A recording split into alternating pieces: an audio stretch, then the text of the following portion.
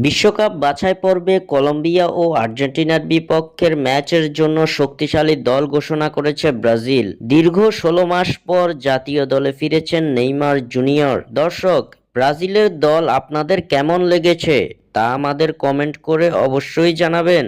চলতি মাসেই বিশ্বকাপ বাছাই পর্বের ম্যাচে চিরপ্রতিদ্বন্দ্বী আর্জেন্টিনার মুখোমুখি হবে ৫বারের বিশ্ব চ্যাম্পিয়ন ব্রাজিল। তার আগে সেলেসাওরা কলম্বিয়ার বিপক্ষে আরেকটি ম্যাচ খেলবে।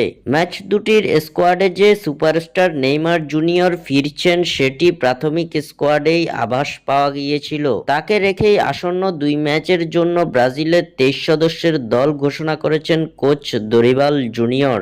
আজ বৃহস্পতিবার এক সংবাদ সম্মেলনে ব্রাজিলিয়ান কোচ এই স্কোয়াড প্রকাশ করেন, যেখানে প্রথমবারের মতো জাতীয় দলে ডাক পেয়েছেন ২১ বছর বয়সী রাইট ব্যাক ওয়েসলি ও ২৩ বছর বয়সী সেন্টার ব্যাক মুরিলো। অন্যদিকে এর আগে ঘোষিত ৫২ সদস্যের প্রাথমিক স্কোয়াডে অস্কারকে রাখা হলেও চূড়ান্ত স্কোয়াডে তাকে রাখেনি কোচ।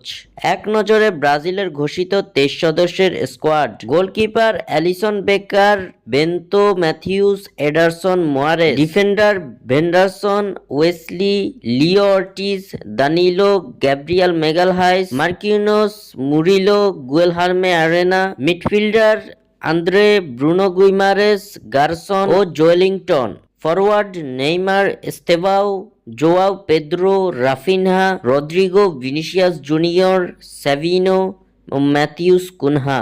স্বাক্ষর থেকে সাদবিন ইসলাম।